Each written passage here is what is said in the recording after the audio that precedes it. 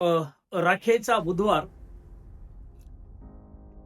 आज आमच्या पुढे प्रश्न आहे, राखेचा बुधवार हाच का निवडण्यात आला? रविवार का निवडण्यात आलेला नाहीये? आणि म्हणून ह्या राखेच्या बुधवारचं महत्व आणि पावित्र्य आज आम्ही पाहणार आहोत की पवित्र बायबल राखेच्या बुधवाराचं महत्व काय आपल्याला या ठिकाणी सांगत आहे. तर राखेचा बुधवार हा बुधवारीच का येतो? कारण ख्रिस्ती लोक उपास समयामध्ये आम्ही पाहतो की लेंट ज्यावेळेस चालू होता, लेंट समयामध्ये जो बुधवार येतो तो बुधवार पुनरुत्थानापूर्वीचा अगोदर जे काही रविवार येतात, सर्व रविवार ते वगळून 40 दिवस मागे जर आम्ही पाहिलं, मोजलं तर 40 दिवस भरतात. आणि म्हणून तो रविवार बरोबर बुधवारी येतो. यालाच आपण म्हणतो की उपास समयातला पहिला दिवस आणि बुधवार. आणि त्या दिवसापासून ख्रिस्ती समाजामध्ये, ख्रिस्ती धार्मिक विश्वासामध्ये उपास 40 दिवसाचे चालू होतात. प्रियनो, मागील काळामध्ये जे काही उपवास सुरू झालेले आहेत त्या उपवासाचं महत्व आम्हाला माहिती असलं पाहिजे.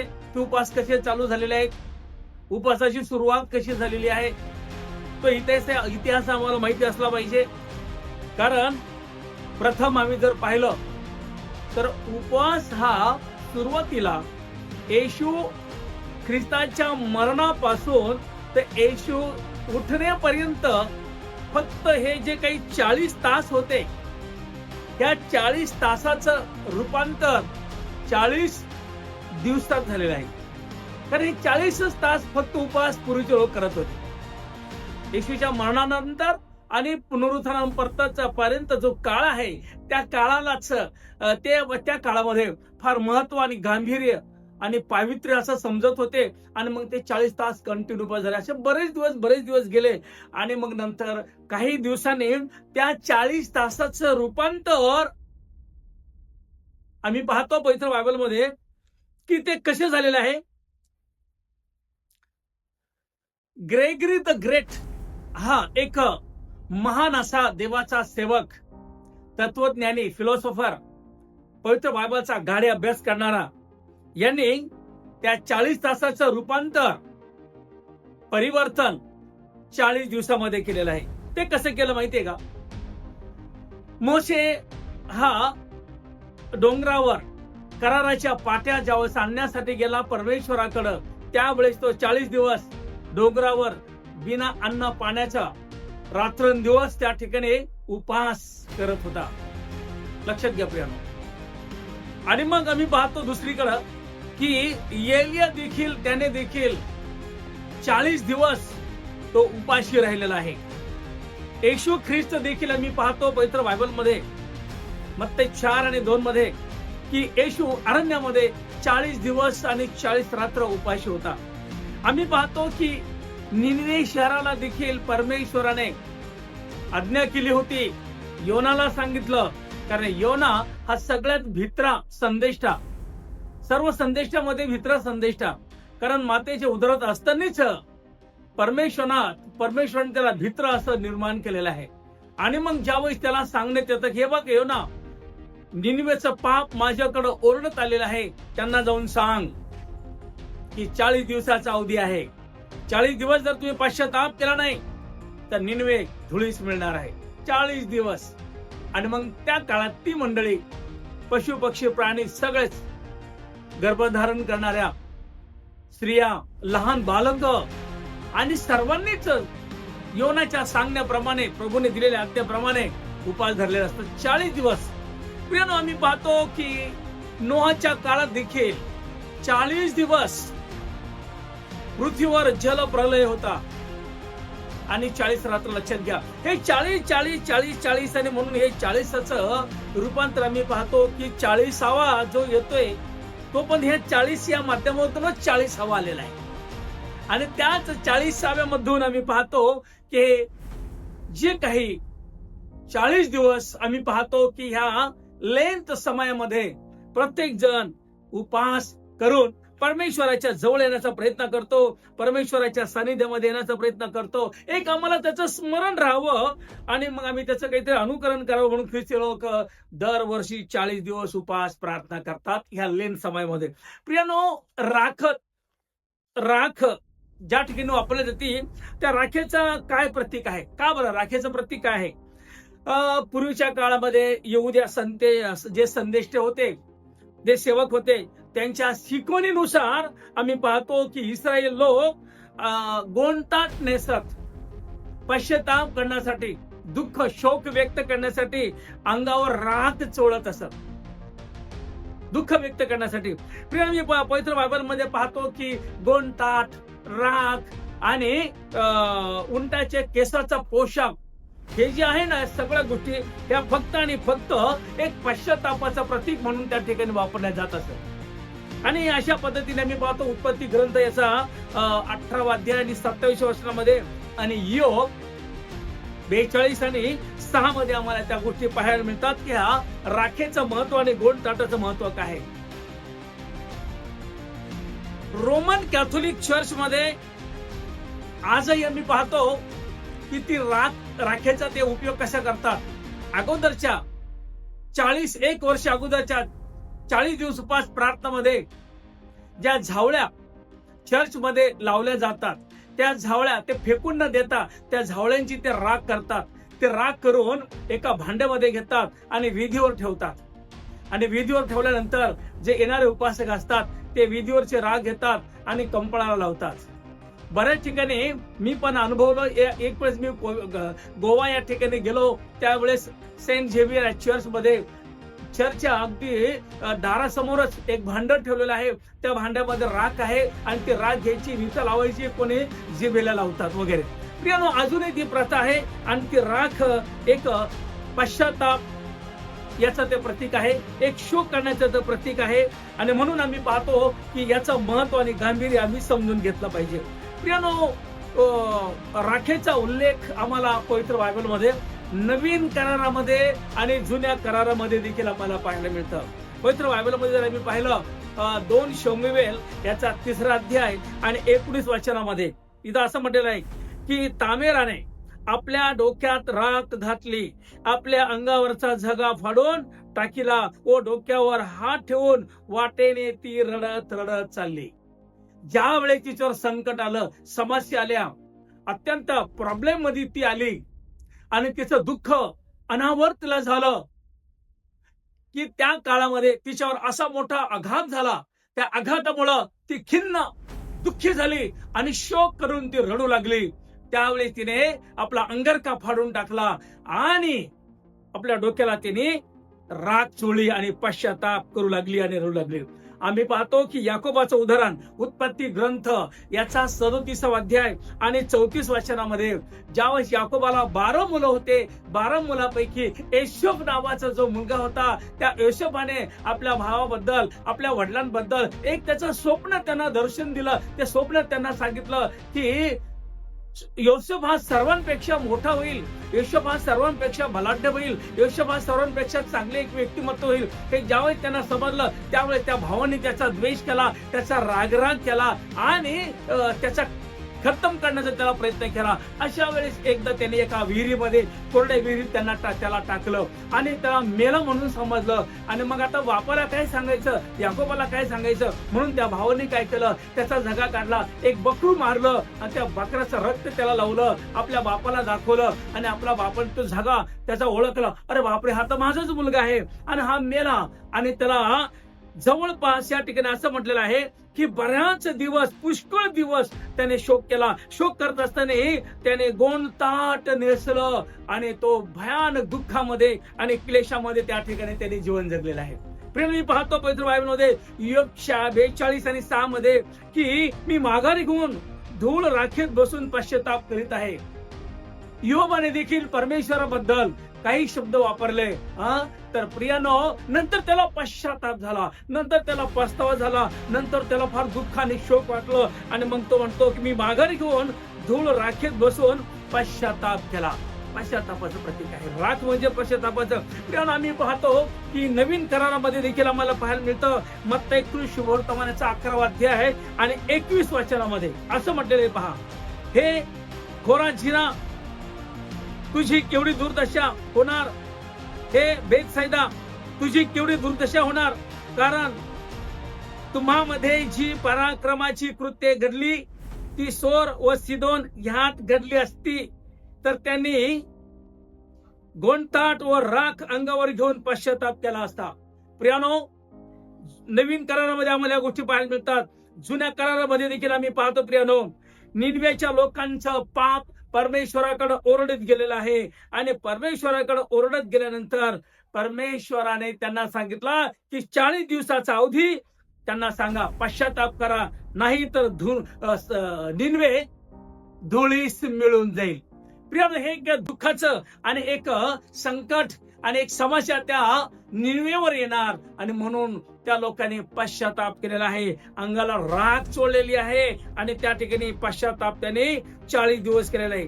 यावरून आमच्या लक्षात येतं प्रियानो की शोक आणि दुःख आणि पश्चाताप प्रियानो याचं प्रतीक हे आहे की अंगावर राग घेणे, गोंताच नेटणे किंवा उंटाच्या केसांचं किंवा कातड्यांचं एक झगा शिवणं आणि ते दुःखामध्ये ते दिवस घालवणं. म्हणून प्रिया मी पाहतो की वरील वचनाप्रमाणे जर आम्ही पाहिलं की राग याबद्दल वारंवार आम्हाला पवित्र बायबलमध्ये पाहायला मिळतं की गोंताट, राग आणि हे उंटाच्या केसाचा झगा किंवा उंटाचा केसाचा तो पोषक आहे. प्रियानो, या गोष्टी आम्हाला पवित्र बायबलमध्ये आजही पाहायला मिळतं. म्हणून राखेच्या बुधवारकडे आम्ही अशा दृष्टिकोनातून पाहत होतो. उपवास करत असताना त्या काळामध्ये काही गोष्टी या ठिकाणी आम्हाला पाहायला मिळतात. उपवासाच्या समयामध्ये प्रभू येशूने रात्रंदिवस 40 दिवस 40 रात्र उपवास केलेला आहे. प्रियानो, येशू ख्रिस्त 100% मानव आणि 100% देव होता आणि म्हणून त्याला भूक लागणं साहजिक होतं, लक्षात घ्या. परंतु त्याने त्या गोष्टी सहन केल्या, भुकेच्या गोष्टी त्यांनी सहन केल्या. परंतु आम्ही पाहतो की देवदूतांचा पहारा त्याच्या चारही बाजूला होता. आम्ही देखील उपासनी प्रार्थना करतो रात्रंदिवस, मग संध्याकाळ झाली की आम्ही मस्तपैकी जेवण करतो. परंतु येशूने एक फळ पण खाल्लेलं नाहीये, येशू पाणी पण पिलेलं नाहीये, येशूने काहीच केलं नाही. अर्थात तो देहधारी पण होता, त्याला वेदना होत्या, त्याला भावना होत्या. तरीही आम्ही मात्र आज पाहतो की दिवसभर आम्ही वेगवेगळ्या प्रकारचं फराळ खातो, वेगवेगळ्या प्रकारच्या गोष्टी आम्ही खातो, चहा पितो, दूध पितो, काय काय गोष्टी खातो. सायंकाळी मात्र आम्ही पोटभर जेवण करतो. प्रियानो, उपाशी राहणं म्हणजे उपास करणं असं नाही बरं का. निव्वळ उपाशी राहणं सकाळपासून संध्याकाळपर्यंत रोज रोज रोज, कोणी 3 दिवस करतं, कोणी 4 दिवस करतं, कोणी बुधवार करतो, कोणी शुक्रवार करतो, कोणी 40 दिवस करतो, कोणी 10 दिवस करतो, कोणी 21 दिवस करतो, असो. परंतु निव्वळ उपास करणं म्हणजेच फार मोठं पावित्र्य ग्रहण करणं आणि देवाच्या जवळ जाणं असं नाहीये. प्रियानो, उपास करणं म्हणजे परमेश्वराच्या सानिध्यात बसणं, परमेश्वराची उपासना करणं, आपलं पाप कबूल करणं, आपल्या ज्या काही गोष्टी असतील परमेश्वराकडे सादर करणं आणि देवाच्या सानिध्यामध्ये जास्तीत जास्त वेळ घालवणं. प्रियानो, याला खरा उपास आम्ही म्हणतो. कारण आम्ही पाहतो की योबाने त्याला अंगाला फोडी आलेल्या, अंगात कपडे नाहीयेत, फक्त त्याने गोंताट नेसलेला आहे आणि राखेमध्ये तो बसलेला आहे. अशा आग त्याच्या अंगामध्ये असताना कुत्रे येऊन त्याचे फोड चाटत आहेत. लक्षात घ्या प्रियानो, अशा परिस्थितीमध्ये अंगाची लाही होत असताना देखील योबाने एक गोष्ट केलेली आहे आम्हाला पाहायला मिळतं प्रियानो, की योब आपल्या मित्रांसाठी प्रार्थना करतो. योब आपल्या मित्रांसाठी प्रार्थना करतो. योब 42 आणि 10 मध्ये तो स्वतःसाठी, त्याची मुलं मेली, गाढवं मेली, त्याची सगळी काही प्रॉपर्टी त्या ठिकाणी आम्ही पाहतो, त्याची बैल मेली, सगळं काही कुटुंब त्याचा, संसार त्याचा बर्बाद झाला. त्याने स्वतःसाठी प्रार्थना केलेली नाहीये, देवा मला पुन्हा हे दे, देवा मला पुन्हा दे, माझे मुलं दे, बाळ दे. नो, त्याने त्याच्या मित्रांसाठी प्रार्थना केलेली आहे. उपवासामध्ये आम्ही देखील आमच्या मित्रांसाठी प्रार्थना केली पाहिजे. आमची आई असतील, वडील असतील, भाऊ असतील, बहीण असतील, नाना असतील, काका असतील, शेजारी असतील, दुःखित आहेत असतील, जे वाईट व्यसनामध्ये आहेत, जे अगदी मरणाच्या स्थितीमध्ये आहेत, जे अगदी देवापासून दूर गेलेले आहेत, जे आज नाश पावत आहेत, निराश आहेत, हताश आहेत, ज्यांना आपलं जीवन नकोसं झालेलं आहे, अशा लोकांसाठी आम्हाला प्रार्थना करायची. जी प्रार्थना योबाने केली आणि त्या ठिकाणी असं म्हटलेलं आहे की देवाने त्याच्या दुःखाचा परिहार केला आणि देवाने त्याच्या प्रार्थना ऐकल्या आणि प्रियनो त्याला दुप्पट वाटा मिळाला. सुंदरशी कालांतराने त्याला मुलं झाल्या, मुली झाल्या. सुंदरशी त्याला एका मजल्याच्या 2 मजले, त्याची गाढव, त्याची बैल, डबल त्याला वाटा मिळाला, डबल आशीर्वाद मिळाला. आम्ही जर इतरांसाठी प्रार्थना केली ना, आम्हाला देखील डबल आशीर्वाद मिळू शकतो. परंतु आम्ही इतरांसाठी प्रार्थना करतच नाही. फक्त एक किराणाच्या दुकानामध्ये जशी लिस्ट आम्ही त्याला सादर करतो, त्या टाईप आम्ही लिस्ट परमेश्वरापुढे 40 दिवस करतो, परंतु इतरांसाठी प्रार्थना करत नाही. गलती 6 आणि 2 मध्ये आम्ही पाहतो की एकमेकांसाठी ओझं व्हा असं म्हटलेलं आहे. कोणतं ओझं आहे प्रियनो? तो दुःखा संकटात आहे, त्याला खांद्यावर घेऊन आम्हाला पळायचं नाहीये, ते ओझं नाहीये. आम्हाला त्याचं दुःख, त्याचं क्लेश, तो आज अडचणीत आहे, दुःखामध्ये, आणि आम्हाला प्रत्येक कामामध्ये त्याला मदत करायची आहे, त्याच्यासाठी रथबदली आणि प्रार्थना करायची आहे. प्रियानो, पवित्र बायबलमध्ये आम्ही जर पाहिलं की प्रथम त्या ठिकाणी मत्ती 6 आणि 33 आणि 34 मध्ये म्हटलेलं आहे की तुम्ही प्रथम त्याचे राज्य आणि त्याची धार्मिकता मिळवण्याची खटपट करा, म्हणजे सर्व ऐहिक गोष्टी ज्या तुम्हाला दैहिक सांसारिक ज्या गोष्टी आहेत 100% देव तुम्हाला दिल्याशिवाय राहणार नाही. म्हणून उपवास करत असताना फक्त स्वतःसाठी करू नका, स्वतःच्या कुटुंबासाठी काही करू नका. तुम्हाला ज्या गोष्टी पाहिजेत ना, त्या पित्याला माहितीये. जसं लहान बाळाला ज्या गोष्टी पाहिजेत, लेकरांना ज्या गोष्टी पाहिजेत, तर छेकी आई वडिलांना अगोदर 4 दिवस तयारी करतात की माझ्या बाळाला काय पाहिजे. एखादं बुक पाहिजे, पेन पाहिजे, पेन्सिल पाहिजे, सायकल पाहिजे. 8 दिवस, महिना अगोदर तयारी आई वडील करत असतात किंवा त्याच्यासाठी खटपट करतात. आई वडिलांना टेन्शन असतं, आई वडिलांची जबाबदारी असते. तशी आम्हाला जे पाहिजे ना, तर आमचा पिता हा पुरवठा करणार आहे, तो आम्हाला 100% देणार आहे, कारण आम्ही त्याची लेकर आहोत. परंतु माझे जे भाऊ आणि बहीण आहेत, जे वेदना भोगत आहेत, दवाखान्यामध्ये इतरत्र वेगवेगळ्या ठिकाणी, आम्हाला त्यांच्यासाठी रथबदली करायची आहे. प्रियनो, आता मी या ठिकाणी जर पाहिलं यशायाच्या ग्रंथामध्ये 58 आणि 4 ते 9 मध्ये जर पाहिलं प्रियनो, तर त्या ठिकाणी मी तुम्हाला एक वचन वाचून दाखवतो, म्हणजे तुमच्या लक्षात येऊन जाईल की आम्ही उपवास तर रोजच करतो, दर वर्षी आम्ही उपवास करतो. उपवास करणं हे आमचं एक फार महत्वाचा घटक झालेला आहे. उपवास आले, 40 दिवस आले, चला उपवास करा, उपवास करा, उपवास करा, आणि आम्ही उपवास करायला सुरुवात करतो. पवित्र बायबलमध्ये पहा प्रियनो, उपवास करणं किती चांगलं आहे, परंतु आमचे उपवास कसे असले पाहिजेत हेही आम्हाला कळालं पाहिजे. पहा, या ठिकाणी मी पवित्र बायबलमध्ये वाचून दाखवत आहे. पहा, तुमच्या उपवासाचा परिणाम तर असा होतो की तुम्ही त्यावेळी कटकटी करता व दुष्टपणाने ठोसाठोशी करता. तुमचा शब्द ऊर्ध्वलोकी ऐकू जावा याकरता तुमच्या हल्लीचे उपवास आहेत असे नाही. आम्ही उपवासाच्या दिवशी मारामाऱ्या करतो, ठोसाठोशी करतो, तंबाखू खातो, दारू पितो, वाईट अशा गोष्टी करतो, किरकिर करतो. सकाळपासून संध्याकाळपर्यंत पती पत्नीशी, आई वडील, भाऊ, नातेवाईक, शेजारी पाजारी उपवास मान्य केला जाणार नाही. नंबर 2, मला पसंत पडणारा हा उपवास आहे काय? नाही. मनुष्याच्या जीवास पीडा व्हावी असा हा तुमचा उपवासाचा दिवस आहे काय?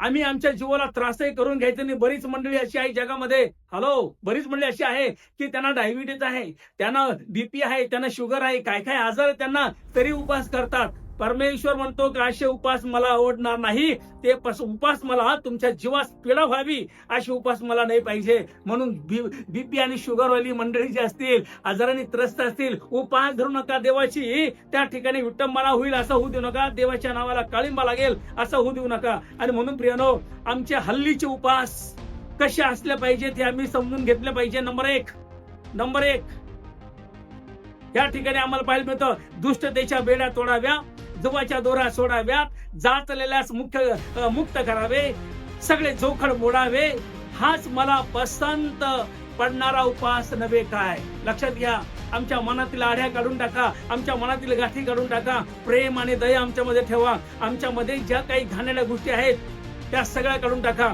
खाली असं म्हटलेलं आहे की तू भुकेलास अन्न वाटावे, लाचारास निराश्रितास घरी न्यावे आणि उघडा दृष्टी पडल्यास वस्त्र न्यावे. हे त्या उपवासात आम्हाला करायचं आहे. आम्ही मजा हजा करतो, सगळं काही खाणं पिणं करतो, परंतु आम्ही गोरगरिबांची काळजी घेत नाही व दुसऱ्यांसाठी आम्ही काही प्रयत्न करत नाही.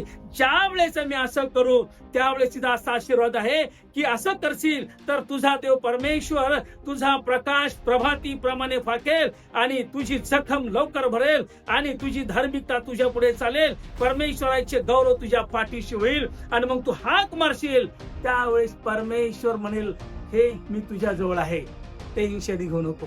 प्रियानो, आज आम्ही उपवास कसे करतो? 40 दिवस म्हणून राखेचा बुधवार जो आहे त्या बुधवार पासून जे उपवास चालू होणार आहे, प्रियानो, पश्चाताप करा, शोक करा, दुःख करा. मागील गोष्टी तुम्हाला सोडण्याची अजून परमेश्वर संधी देत आहे. लक्षात घ्या प्रियानो. आणि म्हणून त्या संधीचं आम्ही सोनं केलं पाहिजे.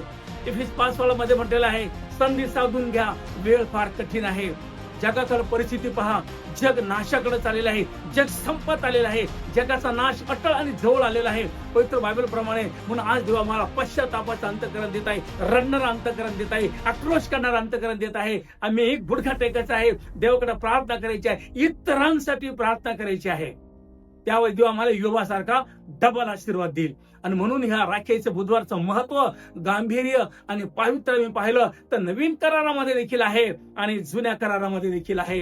म्हणून त्याचं गांभीर्य पावित्र्य ठेवून आम्ही आमच्या येणाऱ्या उपास समयामध्ये सामील होऊन सर्वांसाठी रदबदली प्रार्थना करू आणि देवाच्या सानिध्यात सर्वांना आणण्याचा प्रयत्न करू. म्हणजे देव तुमच्या घरामध्ये सुख, शांती, आरोग्य, आनंद देईल आणि तुमची भरभराट करेल. प्रभू हे वचन तुम्हाला सांभाळण्यासाठी ज्ञान, बुद्धी, शक्ती आणि सामर्थ्य देव. God bless you.